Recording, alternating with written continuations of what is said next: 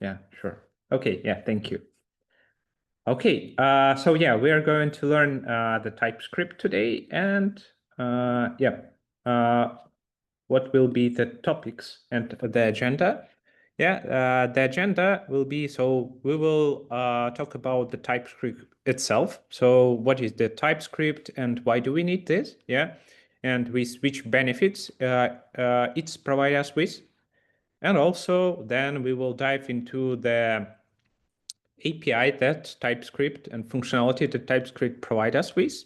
Especially, we will cover the object types, function types, read-only, like basic types, yeah, union and intersections, utility types, generics, and at the end of this like topic, we will also learn about the interfaces. And the last thing that we will also take a look at is classes, yeah, with their like functionality that we can use, especially working with the classes. Yeah. So what is TypeScript? Yeah. So basically, the TypeScript is a programming language. Yeah. And it's like a superstructure under the JavaScript. Yeah, and each each JavaScript code could be executed within the TypeScript. Yeah, because TypeScript under the hood uses the JavaScript code, and there is like a specific compiler that could compile your TypeScript code back to the JavaScript. Yeah, uh, and basically, yeah, there is no like tool in the browser or other like execution environments that could execute TypeScript natively. Yeah, I mean that support the JavaScript execution. Yeah, but there is like a bunch of tools that could execute the TypeScript without even compiling it to the JavaScript. Yeah, and what are the benefits and why do we even need the TypeScript? Yeah. So yeah, as I mentioned, the difference is that TypeScript just basically provides us with some kind of additional tools. Yeah, and what additional tools are actually needed and exist? Yeah, the TypeScript provides us with the types in JavaScript. Yeah, you can specify a different interfaces, types. So on the stage of start, yeah, of the execution of your program, there will be this additional check that will verify if the something like works correctly, yeah, and if there are no types errors, yeah, that for some reason you specify that function should apply, for example, the string, yeah, type, but it's you are actually in some piece of code you are providing the number or even boolean there, yeah, so that will be verified. And also, a great benefit that TypeScript provides us with is that the measured time you will work with some kind of projects. Yeah, the measured time you will read the already implemented code. Yeah, and TypeScript provides you with that kind of self-documentation. Yeah, when you specify the types and some kind of additional tools, yeah, that are provided by the TypeScript, it's much easier. It will be much easier to understand what is happening here, what kind of interfaces do we support, yeah, because let's say like maybe some of you already implemented the second like the second homework, yeah, and there you should provide some kind of data to the function, yeah, for updating the user data, yeah, or the post data, yeah, And there is like no declaration what is the structure with fields you are supporting. And within the TypeScript, you will be able to provide that kind of documentation. So if another person comes to your code and try to understand what is actually happening here, yeah, he will just check the types that you provided and will partially understand what you are doing here. Yeah. Okay, and basically how it looks like, yeah. So if you set up a TypeScript, in your project, then while writing the some kind of code, yeah, you will get the errors, yeah. So as you can see here, we've like have some kind of notice, yeah. It's in the IDE, but if you run some kind of command, I mean the TypeScript build, yeah, that builds your application, you will also get the error in the same, pretty the same format, maybe with some kind of additional, like let's say, some kind of additional errors, yeah. But that's how it works. And as you can see here, it's works for the for some kind of library, yeah. And a lot of libraries are actually providing their own types packages that if you are just install some kind of package without the type package, yeah, it will not suggest you with some kind of things. But if you provide types, it could actually tell you, oh, this function supports 3 arguments, or the data that you are providing to as a parameter does not match with the expected data. Yeah. And yeah. So why do we need TypeScript? Yes, like an additional thing here is that the TypeScript is some kind of, let's say, additional check, yeah, that could verify part of your code. So assume like there might be issues with the code, bugs, yeah, when you're just providing an incorrect value, yeah, or just, for some reason your cat typed something that does not exist, yeah. And on the stage of TypeScript compilation, yeah, there will be a check that will verify that everything you written is aligned on with the types, yeah, that you provided in your application. Yeah. Okay, and basically, yeah, as you may see in that screen, there are some additional things that provide us with the possibility to verify that our code works correctly. It's that unit test, integration test, and end-to-end test. But before that, as you can see, there is like a static thing that actually is that what TypeScript is doing. Okay, a lot of words about the TypeScript itself, but let's dive to the how it works. Yeah. So as you can see at that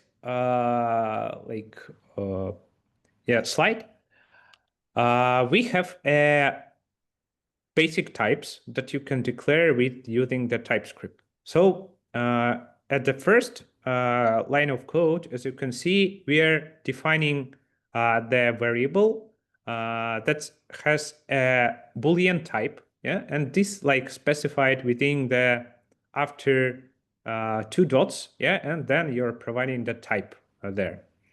The same thing with number, string. You can always also specify the null and undefined. Not sure about the undefined here. It's a rare case when you are just typing something like that, yeah. And the way how you also could define the array, yeah. There are 2 variants of how you can define that. And as you can see, the first variant is just using the brackets. Yeah, you're providing the type first of each element. Yeah, so each element of this array is going to be a number. Yeah, and the second way is to use the word array and provide the specific type inside that, like, let's say, brackets. Yeah, so that's also the way. Yeah. The second way is pretty similar to how you can specify the type in promises. Yeah, so you also have a way for defining types within the promises. So as like some of your code might execute some kind of async operation, yeah, and this async operation basically could return some kind of data, yeah, and you can specify it using, like, instead of array, you're just typing the promise.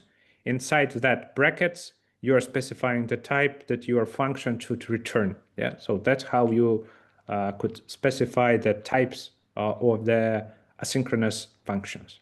Yeah, and the tuple, yeah, you can also, like, create an array with two values and specify them. So as you can see here, the first value will be string, and the second value of an array will be the number. So that's how you can specify them. Okay, moving next. There is a specific like feature that TypeScript provide us with is enums.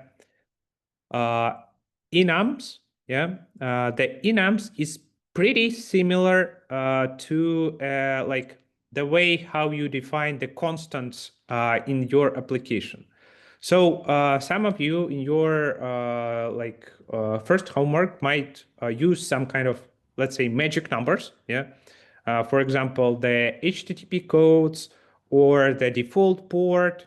Yeah, that's you would like to use instead of the value from the environment variable. Yeah, and a good way of doing that is to move them to some kind of constant that will provide you with some kind of context. Yeah. So as you can see, there are two ways how you can define the enums. The first one defines it with the numbers. So in our case, the red will be 0, the green will be 1, and blue will be 2. Yeah, but you can also specify, like in the right declaration, yeah, within the equal sign, and then just provide some kind of a number. You can always, specify that from the red will be 100, yeah, the green 101, and blue 102, something like that. Yeah, and that at the bottom you can see how you actually could use it, yeah, inside your code. Yeah, so it's much better to understand, oh, this variable now like uses the, let's say, some kind of number or string that is responsible and tied to the green color. Yeah, so it will be much easier to understand in your code some kind of these kind of constant variables. Yeah, and the same way how. Can I Yeah, have a sure, question? sure. In many videos or actually blogs and books, I have seen many times actually, and I always wondered it. They are using enums when they are actually accessing, for example, dividing roles into apps, for example, admin, moderator, owner, and other things. And they're using, for example, string approach or approach with numbers, like one is moderator, two is admin. And is this really good practice, or is this only a tutorial one? Yeah, let's say it depends how you would like to treat your data. Yeah, so there is no, like, specific way of defining it. Yeah, so even in our application, so let's say there is like an third-party API. Yeah, that also has its own API with some kind of parameters. Yeah. And inside your code, you wrote the code that puts the integration with that. And let's say there is a piece of code that you can provide some kind of settings, and depending on that settings, it could do different things. Yeah, and there is like a variety, and it supplies only strings. Yeah, there is no like way of providing the numbers there. So in that case, you would like to specify that as strings. Yeah, but in Measure, it depends how it's implemented your application. For example, for handling roles, yeah, especially in my project, we are using the numbers. Yeah, but there is no like strict rule here. Okay, thanks. Sure. Okay. Yeah. So moving next. Yeah. Also, there is like specific types. Yeah. The first type is void. Yeah. What is void type? The void type is actually saying that function will return nothing. Yeah. It's not undefined because undefined is just an identifier that the the the thing that you provided is not defined. Yeah. But in that case, function points you that there will be no value provided. Yeah. Also, we have a type called any.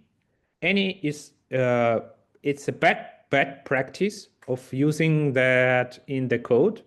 Any basically tells to the TypeScript, ignore all the type checks for that specific variable or let's say property. Yeah. So if you specify something as an any, TypeScript basically ignores every type checks. That could even be with could be done with that specific code. Yeah. So everything is available. So the more safe way of doing that is unknown. Yeah. Yeah. As I mentioned, that any is just disable all type checks. That is not what we would like to achieve. Yeah. But there might be some kind of situations where you actually need to you cannot understand what is the type there. Yeah. So yeah, and we will see how basically unknown works. Yeah, in the next slide. But yeah, so that's how it works. Yeah, the unknown is the type safe counterpart of any. Anything that is assignable to unknown, but unknown isn't assignable to anything. Yeah. Yeah, there might be complex, but the main thing that if you specify something as an unknown, you should always check the type of this kind of variable. Without that kind of check, TypeScript basically provides you with some kind of error. Yeah? And that's the benefit that unknown provide you with. It just says that, oh, we are not sure about the type, but you should verify it in your code later. Yeah, and that's what we are doing here. As you can see here, there is like a type check. Yeah, of checking what is the type of this X variable, and basically, yeah, that's how it's handled. Okay, so May I ask you a question? yeah, sure. Well, what's the difference if I say that instead of unknown it's any, and then I do the check later, like it's here, if type of X is string or number, then do something. Yeah, it works. But as I mentioned, with any, there will be the TypeScript does not put any restrictions. Yeah, with the But unknown, TypeScript it puts. will put restrictions after this if statement, correct? Yeah, Because yeah, in the if statement there is string and number. yeah, yeah. What's the problem of using any in that case? That's what I don't see. Yeah, because any does not tell the TypeScript to check. So let's say if we remove all these if statements, yeah, Yeah. the TypeScript will throw an error. So it will tell you should verify the unknown variable, the type of unknown variable. But if you Yeah, change okay. it to the any, there will be no error in that case. Yeah, I get it. Yeah, Okay, thanks. sure. Okay, moving to the next thing, next types, yeah. There is also specific type like called never.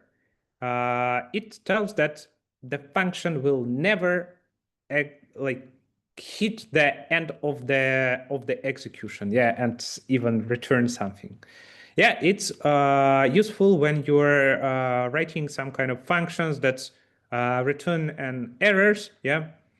But to be honest, in specifically my project, we are not using that, but I guess you can find some kind of benefits in some project with the detailed types, yeah, but it's just that you can understand that the function will not return anything, yeah, and you should not like mix that with the void function, because void type is actually also doing the same. It tells you that I'm not providing you with any kind of data, yeah. But never is actually like tells you that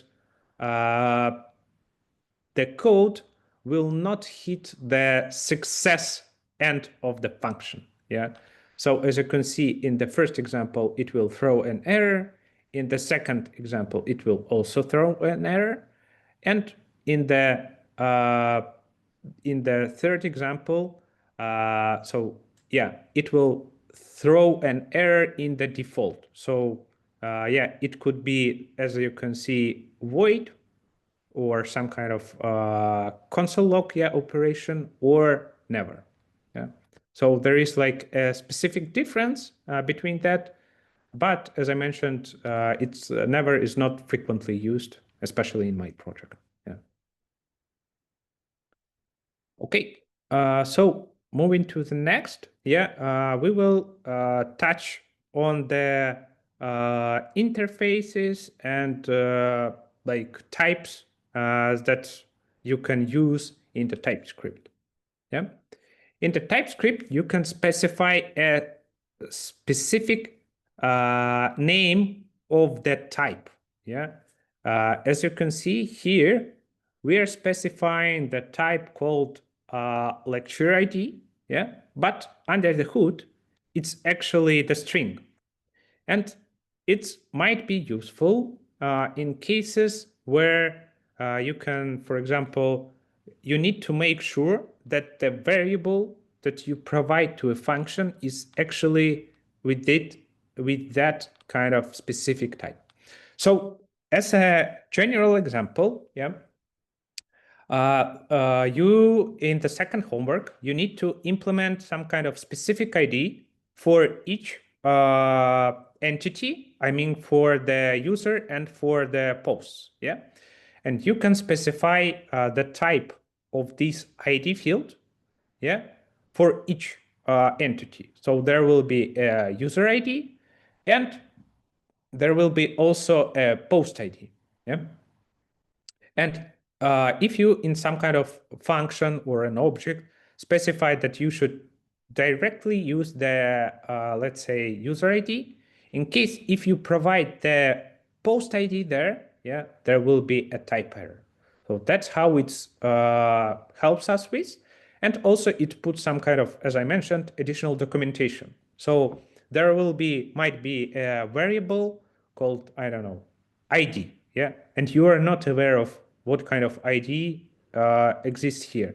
And if you specify that not like a string, yeah, but like a lecture ID or user ID or post ID, it will be much more easier to understand what ID we are expecting here. Yeah. And also you can specify the object types. Yeah. You can just create, it's pretty similar to an object. Yeah.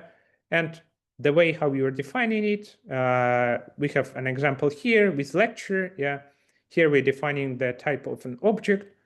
The first element, the key, is the name of the parameter, and the second parameter, the value, is the type that we are expecting. Yeah. And the way how we are using it, as you can see at the bottom, yeah, we are creating some kind of object, TypeScript lecture. We are specifying that the type of this variable should be the lecture type, and then we are assigning an object to this variable. And here, the type checking is actually happening. Yeah. So in case if you provide in the, let's say in online, yeah, some kind of string value, it will provide you with an error. Yeah. And that's how you specify the types for the for the objects. Yeah. Also, you can specify the types for the functions. Yeah.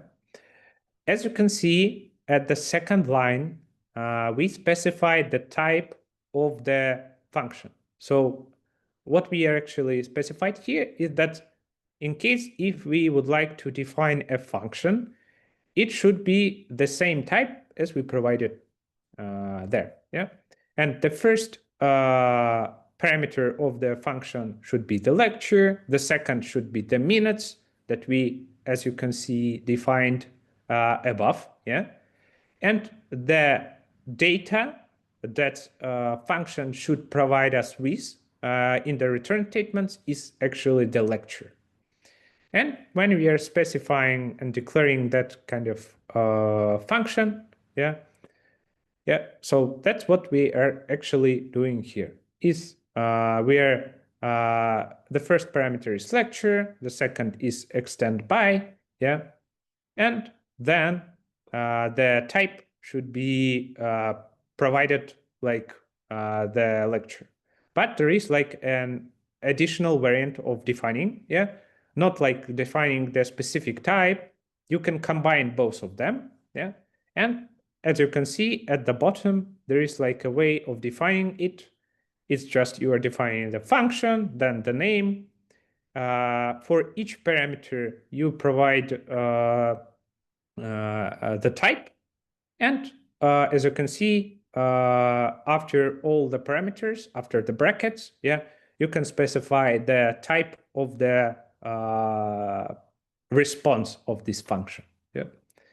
So there are like two different ways, but the most used is the second variant. Yeah, I do not see that much like examples with the first variant. Yeah, the second, yeah, that's what we are using, and also you can like specify it's not only for the functions, yeah, but you can also specify the methods in the class with the same way. Okay, so let's then talk about the read-only. Yeah, so read-only prefix is used to make a property as basically read-only. Yeah, it's when you would like to avoid the mutations of your code, and mutation is when you define the object, and after that, after defining an object, you are updating some kind of property there. Yeah, and to avoid that kind of mutations, you can specify the field as a read-only, and TypeScript basically will not will check the code. And if you are trying to modify the field that was declared with the read-only, yeah, then it will like provide you with an with the type error. Yeah. Okay, yeah, so that's like that's the functionality that puts this kind of read-only mode for the property. Yeah. And yeah, the also things that we could use is the unions. Yeah. So there might be a situation where you would like to define a type that is a combination of different types. Yeah. So as you can see here, we have a lecture type that is a combination of 3 different types. Yeah. And they are specified below. Yeah. So as you can see, there is like a public lecture, company lecture, and department lecture. Yeah, they're pretty the same, but there is like, let's say, the difference, some kind of difference there. Yeah, but in the code, for some general logic that you implemented, you would like to actually specify the lecture. Yeah, not the some kind of specific. Let's say it actually works with the pattern called strategy, where you have the main logic that is general for all the strategies. Yeah, and some kind of additional logic that is specific to let's say a variant of code of your code.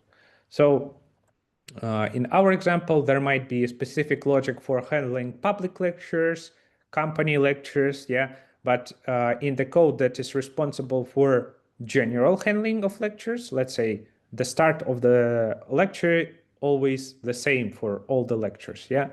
And in the code that works with the general logic, you would like to tie it to general logic, and that will be the type called lecture that will just sum everything in a single type. Yeah. Okay, I think, yeah, let maybe check the unions. Yeah, and the unions is the way how you can also do like, let's say, combining them. Yeah, the lecture is the union, and the way how you can do the intersections. Yeah.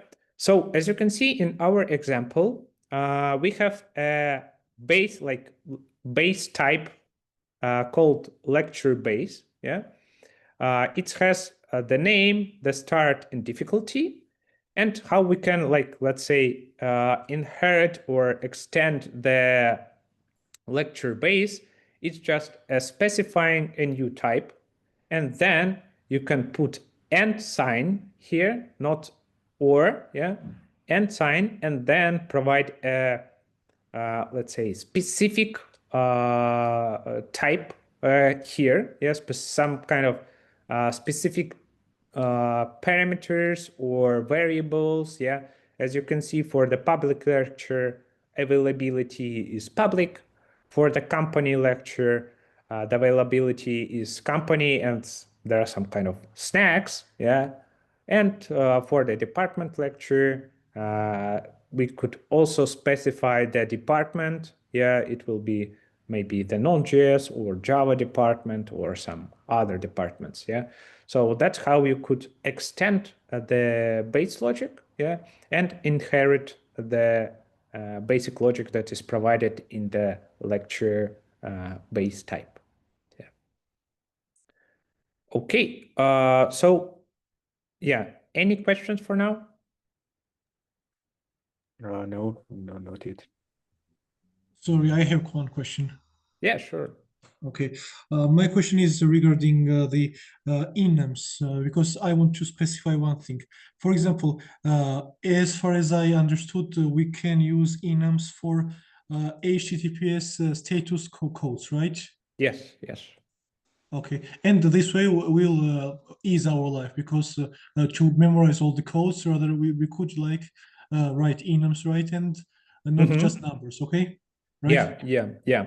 And even let's imagine the situation that you wrote entire application and you declared the enum with some kind of let's say we have a lecture type variable, and it's the let's say public, company, and department. And for some reason, yeah, you decided to change the public from I don't know, from 1 to 4, yeah, in your code. And you don't need to go all over your code and see where this actually 4 is used, yeah. You can just only change the value of the public lecture from 1 to 4. So that's how you can easily also apply the changes to your code, yeah. Oh, thanks. Sure. Okay, so then no more questions. I think we can make a break here. Yeah. Yeah, so I guess we can proceed, but answering your questions, there is like a difference, and some of them, some of you put the comment between the difference between the types and the interfaces. Yeah, interfaces could be extended.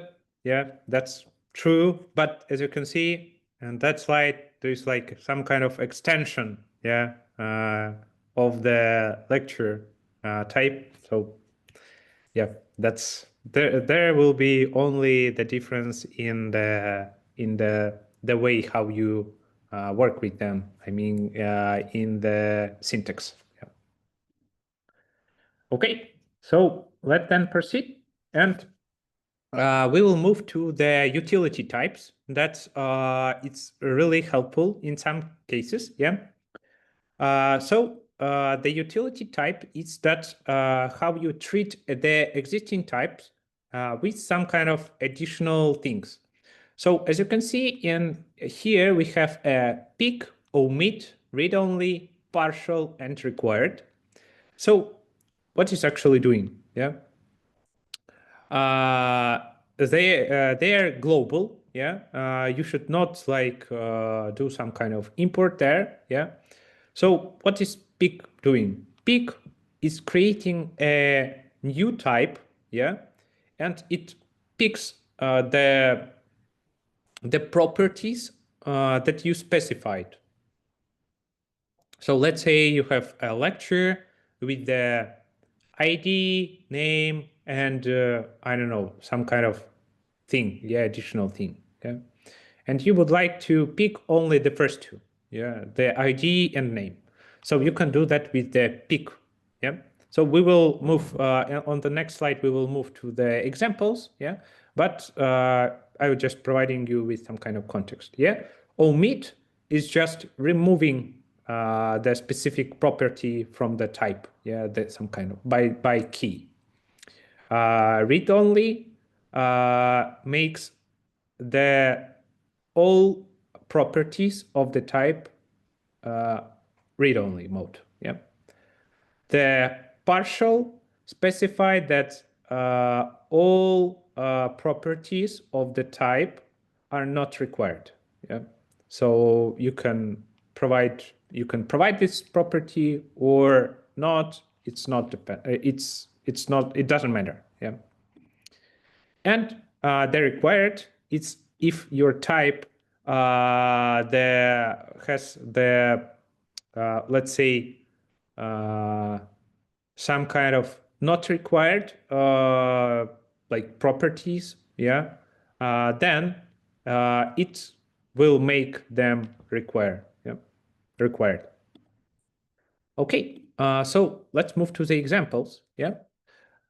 So yeah, talking about the pick, as you can see here, we have a to-do, some kind of to-do type, yeah, with the title, description, and some kind of completed property, yeah.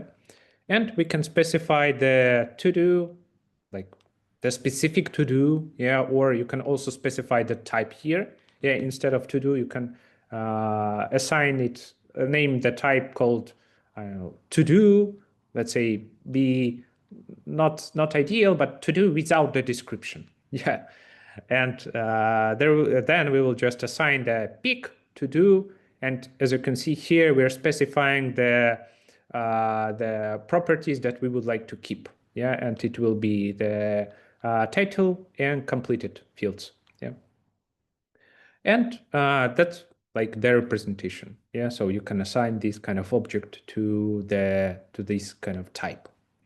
The same story with omit. Yeah, as you can see, there is a to-do, and we would like to, for example, delete the completed and created it. Yeah, so that's how you can do that. And basically, yeah, it allows you to assign this kind of object, yeah, without the two properties or two fields. Yeah. And yeah, but for other things, it's pretty similar. Yeah, for the read-only, as you can see, there are even no parameters. You are just specifying the type, and all the parameters are in the read-only mode. The partial, the same, required, the same. Yeah. So let's then move to the generic. Yeah. So what is the generic type? The generics are a TypeScript feature that allows us to pass in various types of data and create the reusable code. Yeah, that could handle the different types or different inputs. Yeah. So let's take a look at the example. Yeah, as you can see, we have like a function that checks if some kind of, let's say, element is included in the array. Yeah, and while writing that, yeah, we actually specified that the Boolean, yeah, that it should return the Boolean, but the input parameters are always the string. Yeah, the first array is the string, the array of strings, and the second element is string. But we would like to implement something generic. I mean, from the TypeScript perspective. Yeah, and that's how we can adjust it. So we can specify this like with the T value. Yeah, it's a way of implementing the generics in the TypeScript. And the way how you can use this kind of variable, yeah, is just put it in the parameters, or even you can specify it in the return statement. Yeah. If there are multiple, you can just specify after the T, for example, K here, yeah, and you will be able to provide it to here or here, yeah. I mean, in the response or in the parameters. And now our code is actually works with all the types. Yeah, and when you would like to use that include function, for example, in the code with the number, yeah, in that kind of brackets, while the execution, you will just provide the number here. Yeah, if you would like to work with the strings, I mean, from the type checking perspective, you can put the here the string. Yeah. Okay, yeah. Yeah, I guess that's it from the generics. So I saw some kind of questions in the chat. So how useful are these other than read-only, partial, and required? Yeah, I mean, from the usage perspective, the pick and omit are frequently used. Yeah, the read-only, partial, and required, I do not remember any usage of that because I always specify if I need some kind of, read-only or partial, I always specify them in the existing types. Yeah, so that's not frequently used, but you should aware of if you like face it in some kind of already written code. Yeah.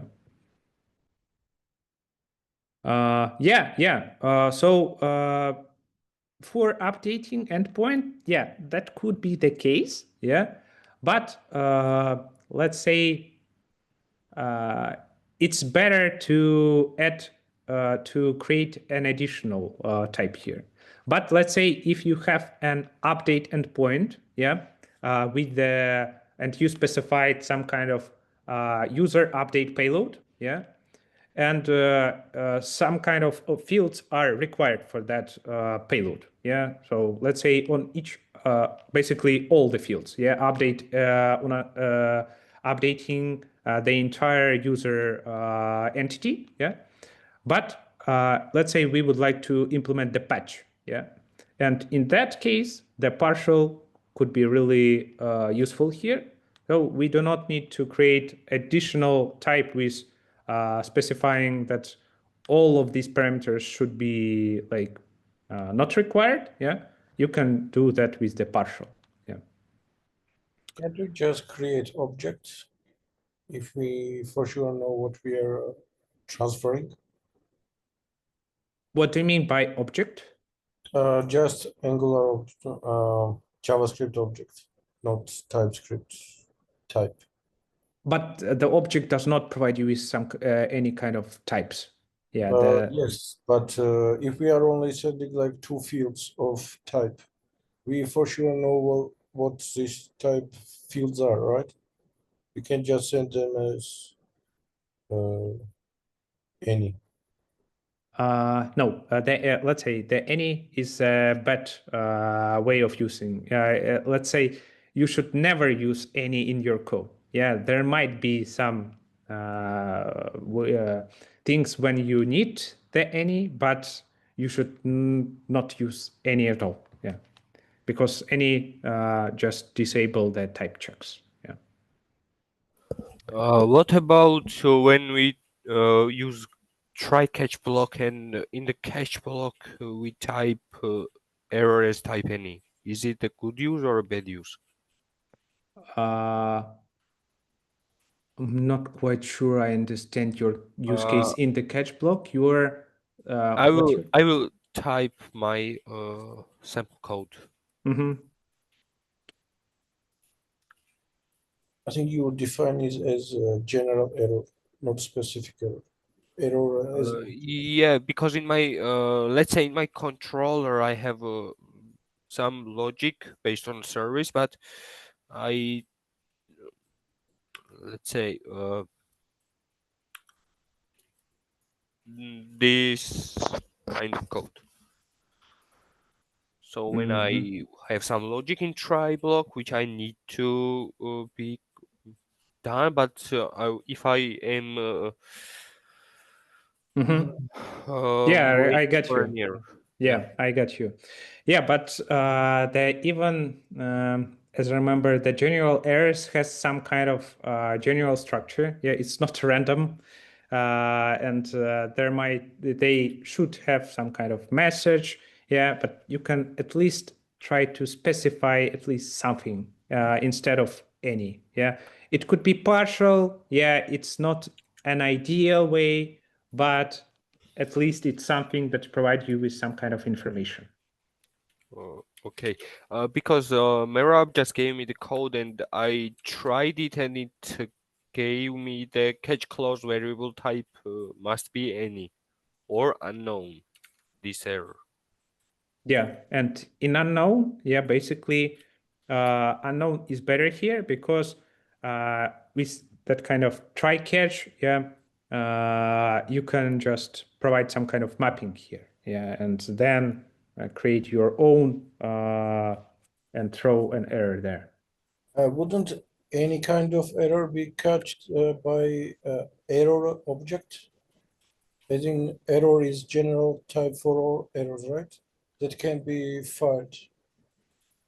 Yeah, I guess yeah, that's like the general way of handling errors. Yeah, but you can always, throw your custom error with some random error or extended data. Yes. So to catch any kind of error, we could use error instead of any. Yeah. Yeah. Okay. So thanks. Yeah, sure. Sorry, can I also ask a question? Yeah, about utility types. We haven't mentioned it, but how frequently do you use in real projects record, which is actually mapping for types and values? Could you repeat that? I didn't get the second part. Yeah, record, which is one of the utility type.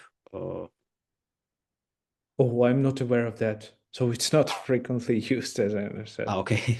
Yeah. Oh, required? No, record. I will type in chat like this. Yeah. Oh, actually, I'm not that aware of that kind of API. So as you can see, not frequently. Yeah. And let's say I'm not a fan of using the read-only partial required. Yeah. And sometimes I use omit. Yeah. But if let's say if I need to instead of pick, I will create a separate type. Yeah, I'm not a fan of pick. Yeah, omit for my opinion is useful, but pick instead of pick, I will just create additional type and will specify the type, the body of the type within the general way instead of picking them. Yeah. Okay, thanks very much.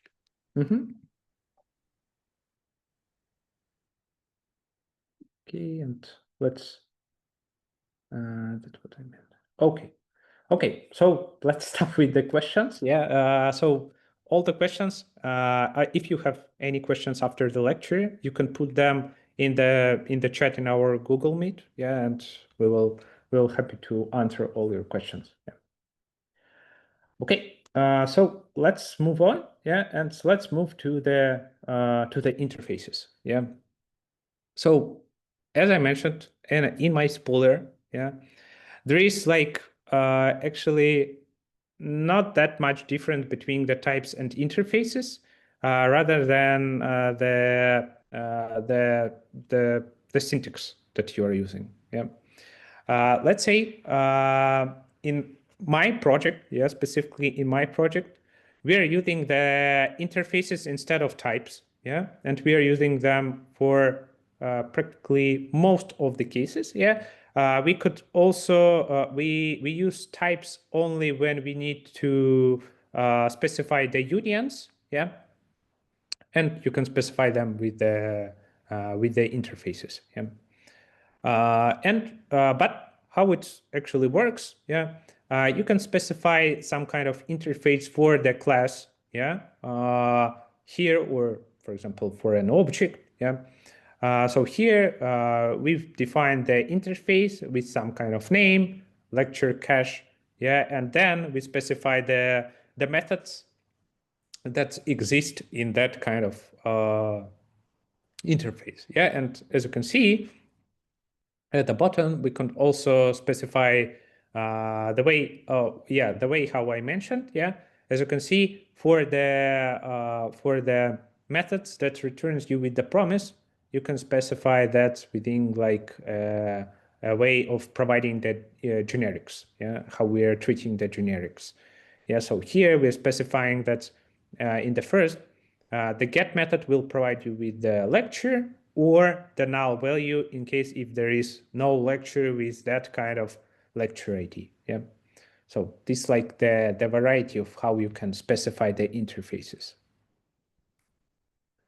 Okay, so what you can also do with the interfaces is you can inherit the logic of other interfaces. So let's say we have a lecture repository that provides us with the CRUD operations, and we, for some reason, added a new repository, the new class here with the class, but for the classes, yeah, you can make sure that the class that you are creating is implementing the interface that you provided. Yeah, so here we're specifying the interface at the top, and when we would like to create a class that should follow the rules that interface provide us with, yeah, we are just using the implements, and basically in case if something in our class is not implemented, yeah, that is specified in the lecture, it will provide you with an error. So in case if we do not have the delete method in our MySQL lecture repository, then you will get an error. Yeah. And as I mentioned, you can also extend or inherit the logic of other interfaces.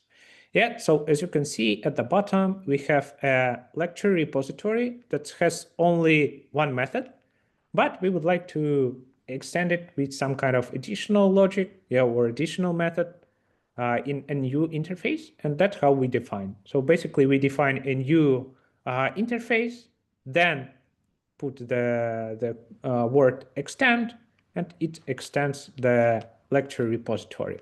And here we can provide the with some kind of additional logic there. Okay, and also you can specify the interfaces. As you can see, they're pretty similar. Yeah, that's how you define the type, and that's how you define the interface. So pretty similar, but different style, yeah, and different syntax. Okay, so let's then move to the classes. Yeah.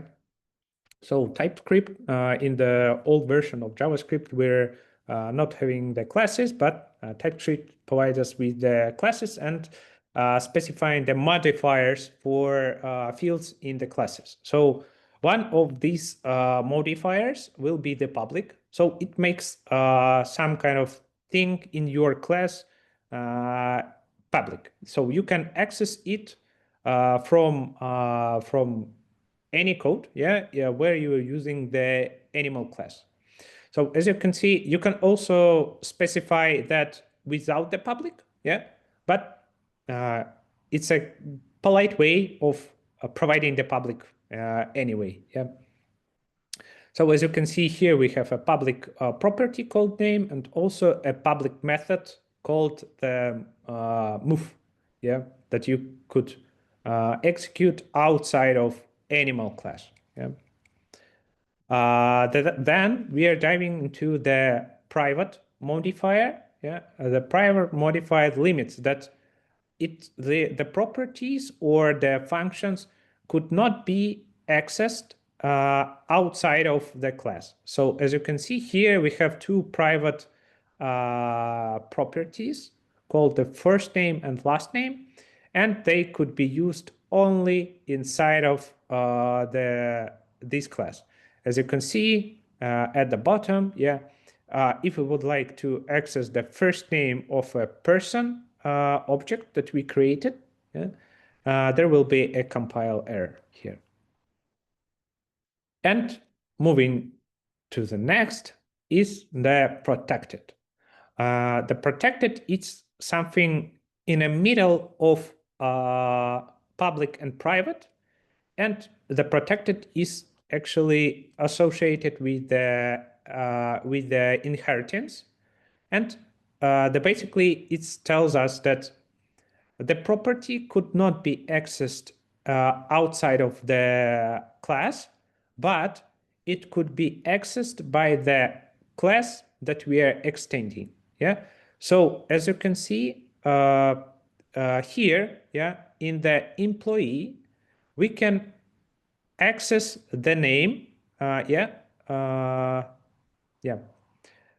This dot name, as you can see in the public let's say a method, yeah, you can access it, but outside of the code you will not be able to do that.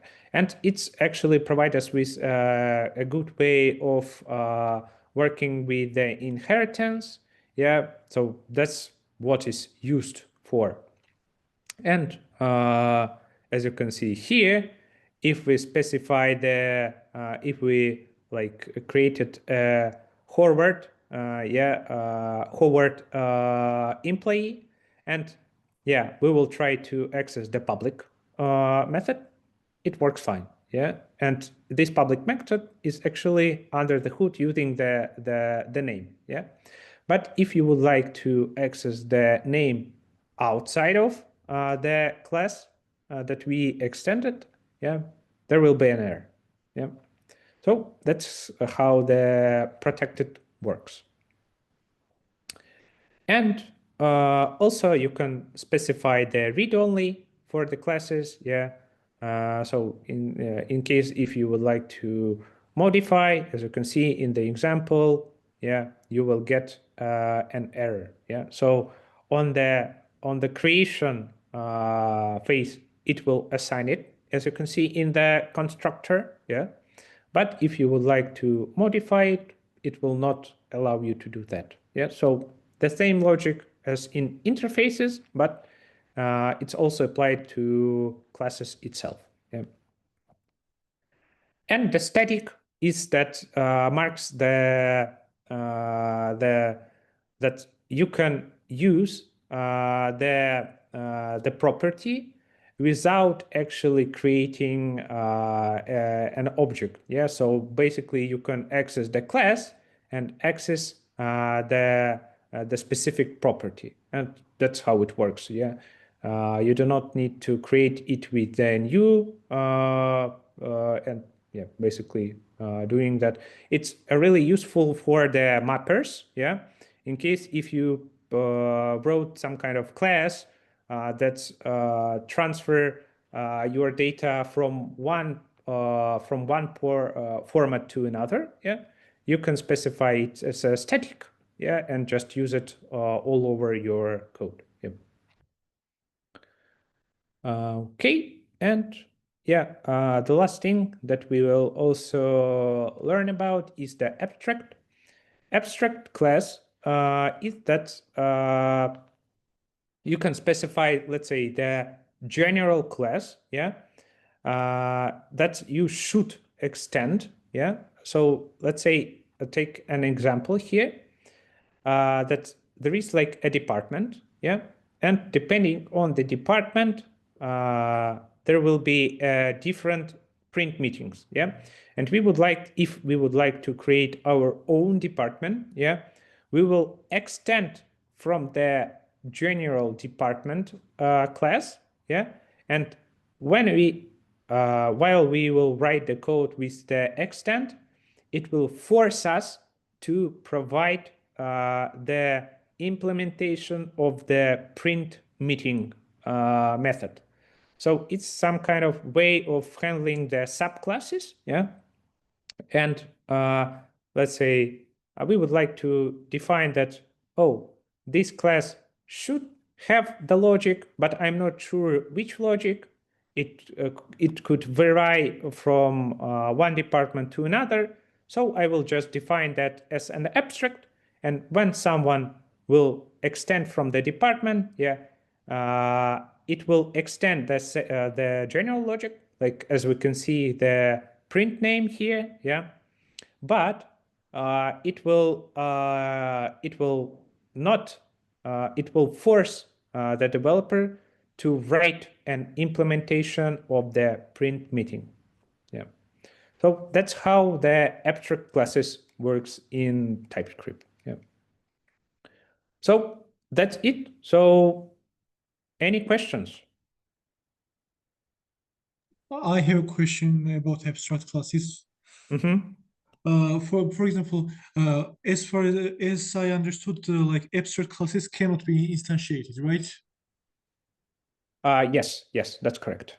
And exactly what does abstract methods do? I did not catch that. Sorry, abstract methods. Yeah, abstract method is the method without the implementation. So as you can see, there is no like code here. Yeah. Yeah. But when you will extend, create a new class and extend from this class, it will force you to write the logic. Yeah. Okay. Thanks. Sure. Okay, let me check the chat. How big of use case do abstract classes to really get? Ever since I first heard of them, I have very rarely used them, never really. Actually, yeah, it works. It in my project, I really use them a lot, yeah. And it's really useful in case of the strategy, because the strategy by itself, it's provide you with the way of writing the code that they're following the same logic, yeah, but with the different like some kind of variations. Yeah. Yeah, no problem with it. But in the class, you can specify there will be some kind of basic class that all the strategies will extend. Yeah, and that basic class provide you with some kind of general logic. Yeah, but you can specify that as an abstract. Yeah, and this kind of all strategies that you are extending from the base class will have to implement some kind of specific logic. Yeah. Yes, but why not to use interface? Because interface does not provide you cannot specify the logic, the code in the interface. Yeah. The use case for the abstract class is that it's a combination of the interface, yeah, and let's say some kind of interface, yeah, and the logic that you already implemented. So I have a question. I know that some things like S assertion or any type are not recommended to use in real production code. So are we also following those rules? Yeah, sure. I'm trying to follow, but as you can see, customers sometimes could be really pushy, yeah, and not to overcomplicate the logic.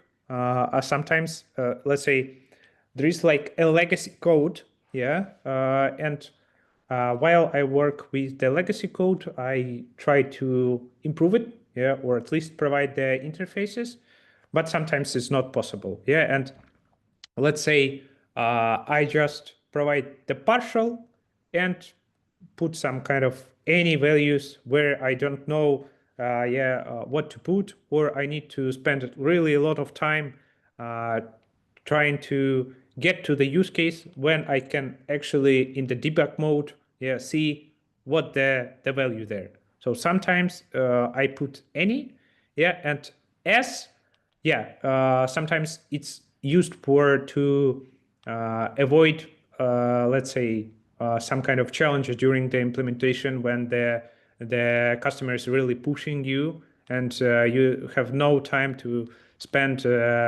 solving the TypeScript errors. Yeah, Thanks for answer. sure.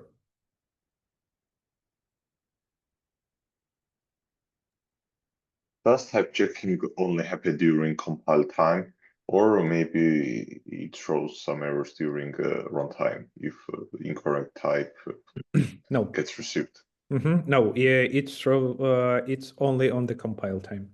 And to be honest, in some of our projects, in some of my projects, we are running not the native JavaScript. Yeah, we are running. There is like a library, as I remember, or package called the TS node that allows you to run the TypeScript applications. Yeah, instead of Node.js applications.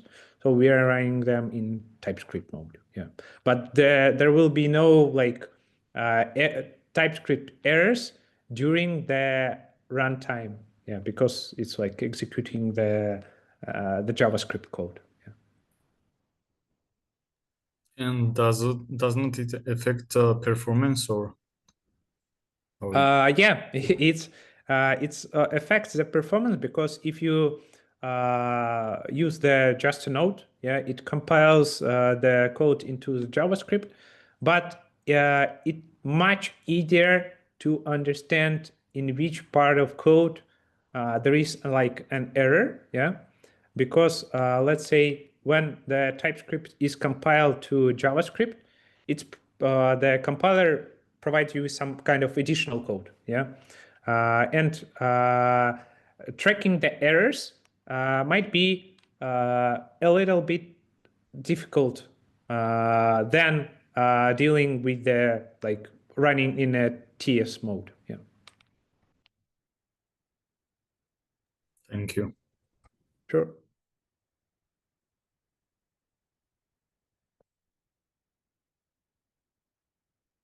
Okay, then I think that's it. Let's then let me share the homework. Yeah. Yeah, but homework will be pretty simple. You should rewrite your previous homework using the TypeScript. Yeah. You should add types and interfaces for every method and class in your project. Yeah. And like an additional thing, you should use a generic type at least once. Yeah. So you should apply the generic type to your code. Yeah. So pretty simple from the requirement perspective, but yeah, there will be, I think, a lot of suggestions to you. So how you can even make your code even better using the TypeScript. And how should we implement TypeScript in Node.js? What setup do we have to do in Node.js to have the support of TypeScript? Yeah, the TypeScript package, and there also might be some types for the packages that you are using. Yeah, so you can also like install them.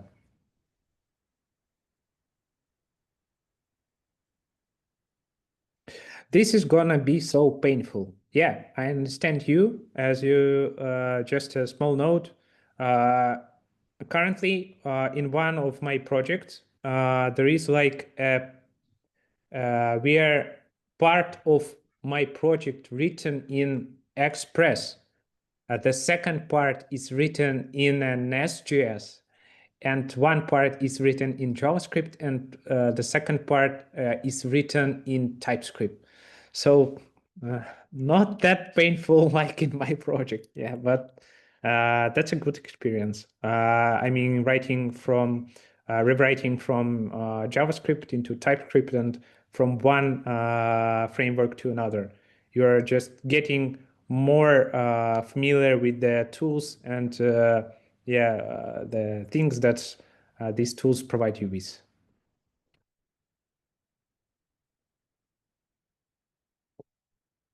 Yeah, not that funny as you might think.